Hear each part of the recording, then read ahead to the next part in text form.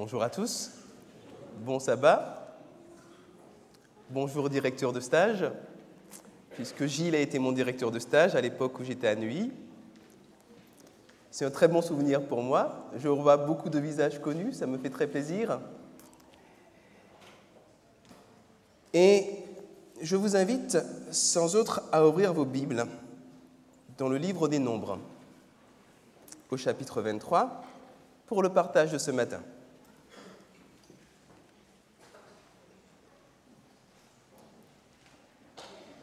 Nombre 23, dont je lirai les versets 1 à 12.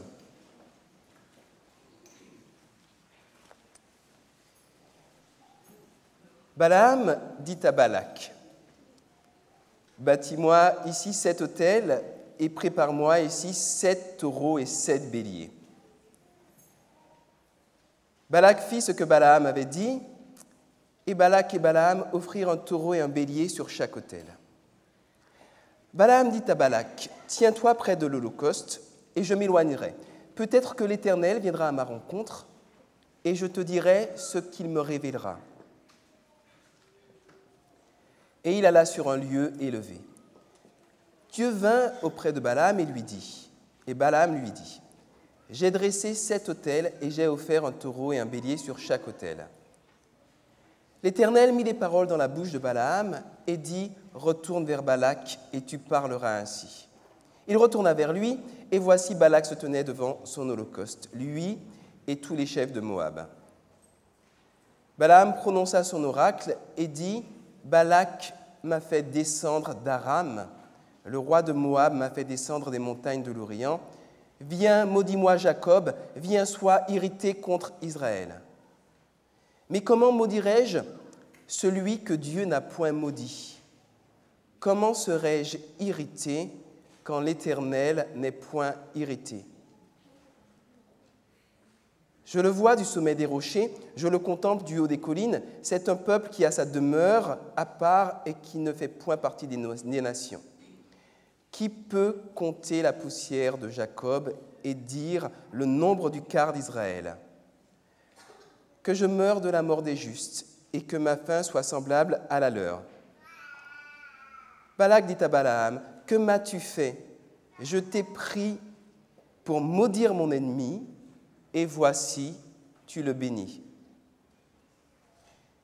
Il répondit et dit, « N'aurais-je pas soin de dire ce que l'Éternel met dans ma bouche? Comment maudirais-je celui que Dieu n'a pas maudit? Pourquoi serais-je irrité alors que l'Éternel lui-même n'est pas irrité? » Balaam, précédé de peu par son ânesse, a compris qu'il ne servait à rien de prononcer des malédictions ou des bénédictions qui ne procèdent pas de la volonté de Dieu. De telles malédictions ou bénédictions auraient la force de la paille que le vent dissipe, la résistance du sable sur lequel on souffle, la force d'une flaque d'eau qui s'évapore au soleil, bref, aucune force réelle, aucune puissance réelle, à moins que l'on décide de croire l'homme plutôt que Dieu, de faire confiance à Satan plutôt qu'à Jésus. Et je vais l'illustrer d'une manière très simple et très concrète. Cela est arrivé à Adam et à Ève.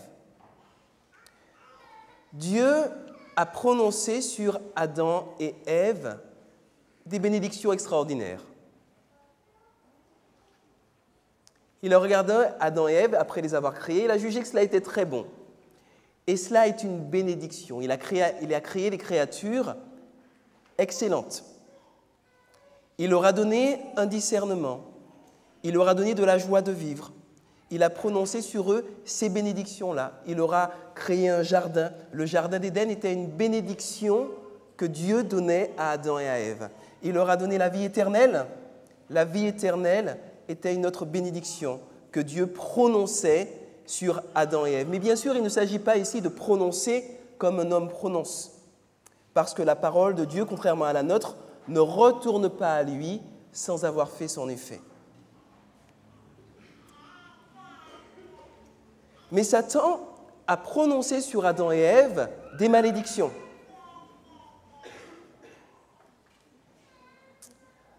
En instillant le doute dans leur esprit, en leur faisant des suggestions erronées, il leur a dit « Vous êtes finalement des créatures ambitieuses, probablement trop ambitieuses. Vous souhaitez devenir Dieu à la place de Dieu. Vous n'avez pas confiance dans votre Créateur.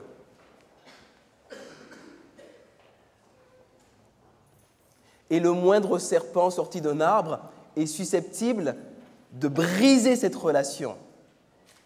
Vous êtes inconstant, vous êtes veule,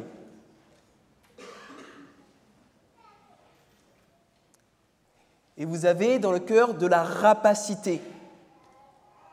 Vous voulez toujours plus. Cela est la malédiction que Satan a prononcée sur Adam et Ève en leur demandant de manger le fruit. Et cette malédiction n'avait aucune consistance, parce que Dieu avait donné le libre arbitre à Adam et à Ève. Et finalement, c'est eux qui ont choisi de donner de la consistance à la malédiction de Satan. Et par conséquent de rendre comme de la vapeur la bénédiction que Dieu avait placée sur eux.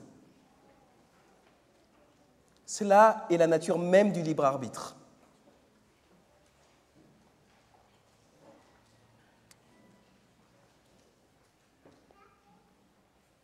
Dieu avait prononcé sur le roi Saül des bénédictions extraordinaires. Saül, je t'ai choisi pour diriger mon peuple. Cela veut dire que j'ai confiance en toi. Cela veut dire que je t'ai donné les capacités de le faire. Cela veut dire que je me tiendrai, Saül, à ta disposition à chaque fois que tu auras besoin de conseils, à chaque fois que tu auras besoin de consolation, à chaque fois que tu auras besoin de force. Je serai là pour toi. Et tu seras un bon berger pour mon peuple d'Israël. Bénédiction extraordinaire que le Seigneur a prononcée sur Saül. Et Satan lui a prononcé sur Saül une malédiction en disant « Saül, accroche-toi au pouvoir, recherche le pouvoir à tout prix. Méfie-toi de David, il veut ta place. Va voir la magicienne d'Endor si tu as un problème, elle saura faire revenir Samuel d'entre les morts. Par tous les moyens, garde ton poste, garde le pouvoir. Parce que Saül, tu es un être méprisable, tu es un être inconstant dont la seule sécurité consiste à s'accaparer le pouvoir et s'y accrocher comme une sangsue. Parce que tu n'as pas d'estime de toi, Saül, tu ne vaux rien. Tu ne vaux que si tu es en situation de dominer et d'écraser les autres. Frères et sœurs, n'avez-vous jamais rencontré de personnes qui aient le sentiment, ou vous-même n'avez-vous jamais eu le sentiment que si vous n'accédiez pas à tel statut professionnel, social, que sais-je, peu importe, économique, vous n'étiez personne? Ce sont juste des malédictions que Satan prononce.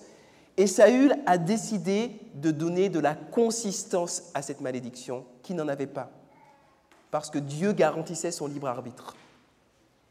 Dernier exemple, l'exemple de David. Dieu a prononcé des bénédictions extraordinaires sur David. David, tu es un jeune homme courageux. Tu es prêt à risquer ta vie pour ton troupeau. Tu es prêt, alors que tu es petit, à aller affronter le géant pour sauver mon nom, parce que tu m'aimes. David, tu es un croyant, tu es un homme selon mon cœur, et tu me serviras. Des bénédictions extraordinaires, mes amis. que le Seigneur a prononcées sur David.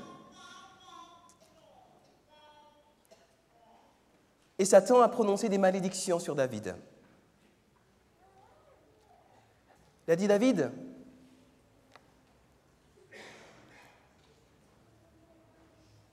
tu te laisses déborder par ta sensualité. Tu ne fais pas de cas de la loi de Dieu.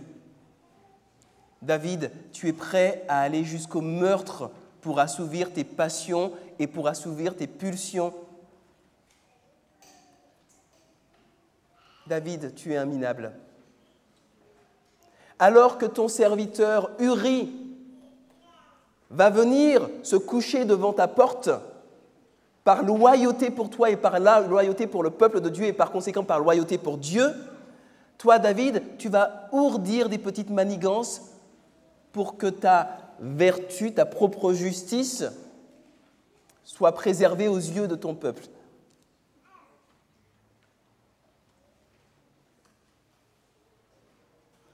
Et David va choisir à un moment de sa vie de donner de la consistance, de donner de la puissance, de donner de la force à la malédiction qui avait été prononcée sur lui. Mais rien ne l'y obligeait, parce que Dieu garantissait son libre arbitre. Et on pourrait citer Salomon, on pourrait citer Judas, on pourrait citer Pierre, et puis probablement pourrions-nous nous citer les uns les autres, chacun nominativement.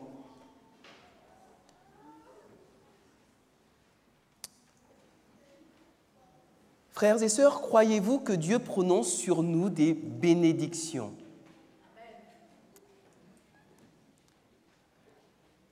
La création est la première bénédiction que Dieu prononce sur nous. Mais il y a le pardon de nos péchés, il y a ce qu'il fait à la croix. À la croix, il prononce sur nous une bénédiction extraordinaire. Il nous dit « L'univers sans vous ne vaut pas la peine d'être vécu. » Vous êtes des créatures merveilleuses, vous êtes des créatures que j'aime, vous êtes des créatures qui sont dignes d'être aimées, quoi que vous en pensiez, parce que vous ne voyez pas encore qui vous êtes, quel est votre... vous savez, il est écrit que notre vie est cachée en Christ, mais que nous sommes appelés à être participants de la nature divine. Cela ouvre un champ de méditation et de joie extraordinaire, parce que cela implique que nous avons un Dieu qui nous aime à un tel point qu'il est prêt à tout pour nous avoir avec lui. Il est prêt à tout.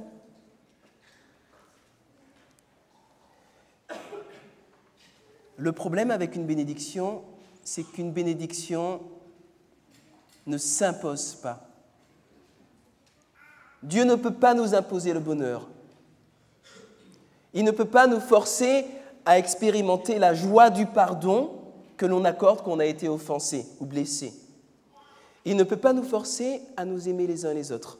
Pourtant, il sait quelle bénédiction cela est. Il ne peut pas nous forcer à être heureux. Il ne peut pas nous forcer à nous sentir aimés de lui, à croire en lui. Il ne le souhaite pas. Oh, il pourrait certainement, mais ce ne serait plus une bénédiction, ce serait une programmation, des automatismes. Il en va de même dans nos relations. Que nous soyons à l'église, que nous soyons au travail, que nous soyons à la maison.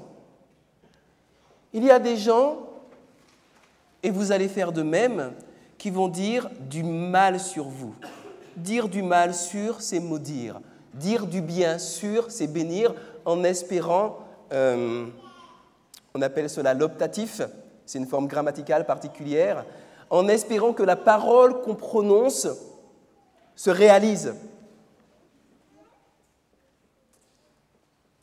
Ça peut être des choses très simples, il n'y a pas besoin d'aller très loin. Bonne journée. Voilà une bénédiction que l'on prononce. La forme grammaticale à l'optatif donnerait « Je souhaite que ta journée soit bonne et j'espère que ma parole va se réaliser dans ta vie. » Bon, on dit bonne journée, c'est plus rapide.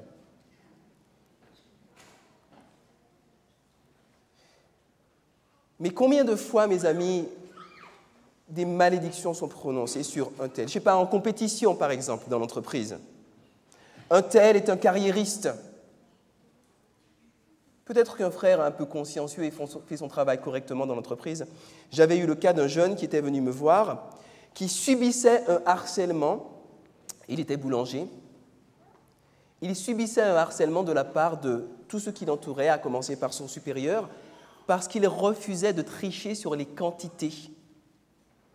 Je n'ai pas bien compris comment, mais quand vous fabriquez une baguette, il y a moyen de dépenser moins, de mettre moins de matière, peut-être en la faisant gonfler plus, enfin je ne sais pas. Il y a des techniques qui permettent de gagner de l'argent d'une manière pas honnête. Il refusait de faire cela, étant croyant. Et les gens le maudissaient. Lui a choisi de ne pas donner de consistance aux malédictions qu'on prononçait sur lui. Et il a décidé de rester fidèle à l'Éternel. Peut-être que cela vous est arrivé d'être traité d'idiot, d'incompétent. Sachez que ces malédictions qu'on prononce sur vous n'auront de consistance que si vous décidez de leur donner de la puissance dans vos vies. Parce que le Seigneur, l'Éternel des armées, lui, vous considère comme des créatures merveilleuses. Et des créatures qui ont une capacité d'apprentissage illimitée. Alors parmi nous, il y a des gens qui ont eu beaucoup de diplômes, d'autres qui n'ont pas eu beaucoup, des gens qui sont extrêmement doués en calcul, d'autres qui sont très bons en littérature, d'autres qui sont plutôt manuels. Peu importe, parce qu'avec une capacité d'apprentissage illimitée et l'éternité devant nous, nous pouvons apprendre ce que bon nous semblera. On appelle cela la neuroplasticité, la capacité d'évoluer, de changer, de grandir de gloire en gloire à l'image de Dieu. Alors bon, quelqu'un a eu 17 en mathématiques, peut-être pour les plus jeunes qui sont encore à l'école, et moi je n'ai eu que 11. Je tâche de progresser dès maintenant, mais je ne suis pas inquiet à propos de ma propre personne parce que Dieu m'a béni en me disant « tu peux apprendre, tu peux progresser et c'est le don que je t'ai donné. C'est la bénédiction que je prononce sur toi. » À chacun de faire le choix de donner de la consistance, soit à la malédiction, soit à la bénédiction, parce que là est le pouvoir que Dieu nous donne au travers du libre arbitre. Quand on vous déteste, lui vous offre tout son amour. J'ai expérimenté cela sortant de l'adolescence, parce que j'ai grandi pendant toute mon adolescence dans une petite ville de banlieue où j'étais le seul noir de ma classe pendant des années. Il y a un certain Camini qui a écrit une chanson à ce sujet. Certains la connaissent peut-être parmi les plus jeunes. Et ma foi, je n'ai pas été molesté, je n'ai pas été maltraité, mais toujours j'ai subi une forme de racisme. Un racisme bienveillant, mais un racisme tout de même. Mais il n'est pas bête pour un noir. Hein, vous voyez un petit peu, c'est bien. Vous voyez un petit peu? Et ayant subi cela, je me suis senti obligé de surcompenser les complexes que cela engendrait. Et je devais démontrer aux gens que j'étais bon au sport, que j'étais bon ceci, que j'étais bon cela. Et un jour, à l'âge de 20 ans, j'ai découvert le Seigneur. Et j'ai découvert quelqu'un qui me disait « La couleur de ta peau, quelle importance! Quelle importance! La taille que tu as, les notes que tu as, le niveau de ton vocabulaire, qu'est-ce que ça compte pour moi? Moi, je t'aime tout simplement. Je t'aime tout simplement. » Et la bénédiction que Dieu a prononcée ce jour-là pourrait s'énoncer ainsi. « Partout où tu iras, Jéthro, moi, l'Éternel, je t'ouvrirai les bras. Je t'accueillerai parce que je t'aime. » Et j'invite chacun d'entre nous à vous approprier, à s'approprier cette bénédiction. Partout où vous irez, que vous soyez en terrain ami, en terrain ennemi, que vous soyez minoritaire, majoritaire, moi, je vous ouvrirai les bras, dit l'Éternel, je vous aimerai et vous recevrez de l'affection, de la force, de la consolation en mon sein.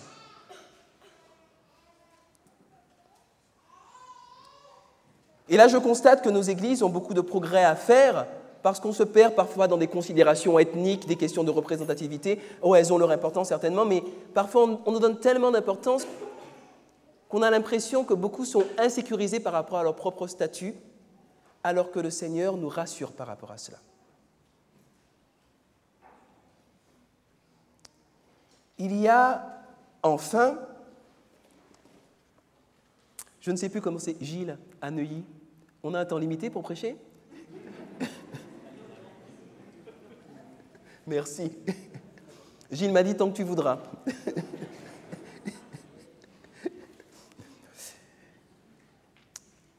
Enfin, mes amis, il y a un certain nombre de bénédictions que le Seigneur prononce sur nous et que nous devons apprendre à saisir. Oh, ça n'est pas une obligation, on peut passer à côté. Hein. Le Seigneur ne va pas descendre du ciel pour nous foudroyer.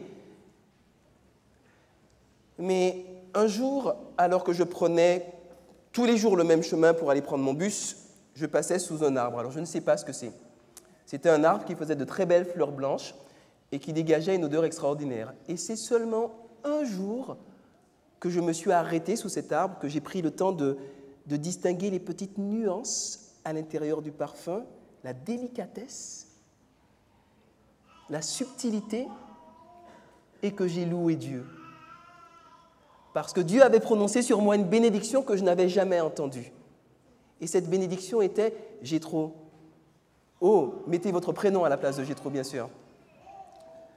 Je t'aime tellement que je mets sur ton chemin des parfums et des fragrances délicates qui vont illuminer ta journée. Un jour, alors que je mangeais un artichaut, attendez, c'est bien cette chose qui s'effeuille, hein, on trempe dans la petite sauce. Je confonds parfois avec d'autres. Un jour, alors que je mangeais un artichaut,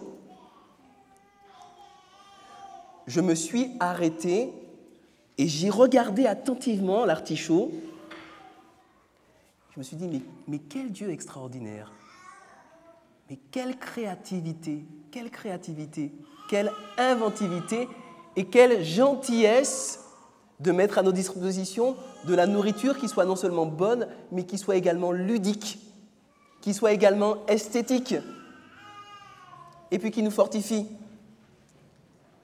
Et là, il y avait une bénédiction prononcée sur moi et sur chacun d'entre nous, et cette bénédiction pourrait s'énoncer comme suit. Moi, l'Éternel, j'aurais pu vous donner simplement un bloc de matière alimentaire qui se serait appelé nourriture, qui aurait pourvu à tous vos besoins, mais je vous ai doté de papilles gustatives. Je vous ai doté d'un odorat développé, et j'ai créé toutes sortes de fruits. Ceux qui n'ont jamais mangé une goyave fraîche, c'est quelque chose, mes amis. J'ai inventé toute cette diversité parce que je dis, moi l'Éternel, que vous êtes des créatures capables d'apprécier les choses les plus subtiles, les goûts les plus développés, et que vous êtes même capables de les combiner, d'en faire des choses qui soient non seulement bonnes pour le corps, mais bonnes pour l'esprit et pour le moral. Il y a dans nos vies énormément de bénédictions que le Seigneur dit sur nous, prononce sur nous, mais il ne nous les impose pas. C'est à nous de nous les approprier, de leur donner de la consistance, de leur donner la puissance que lui nous accorde. Satan vous maudit. Il est incapable d'aimer Dieu, d'aimer le bien pour lui-même. Satan, comme il l'a fait avec Job, dit de vous que si vous aimez Dieu, c'est simplement parce que vous souhaitez avoir la vie éternelle. Simplement pour avoir les bénédictions. Satan dit que vous êtes des corrompus, ou que vous venez à l'église, que vous ne savez même plus pourquoi vous venez à l'église. Que vous êtes des hypocrites, des gens qui portent des masques. Satan prononce sur nous tout un tas de malédictions. Le Seigneur nous donne la puissance de les dissiper, comme la paille sur laquelle souffle le vent. Voilà, mes amis.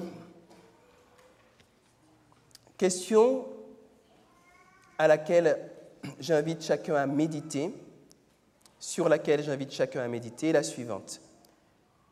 À qui donnerez-vous raison?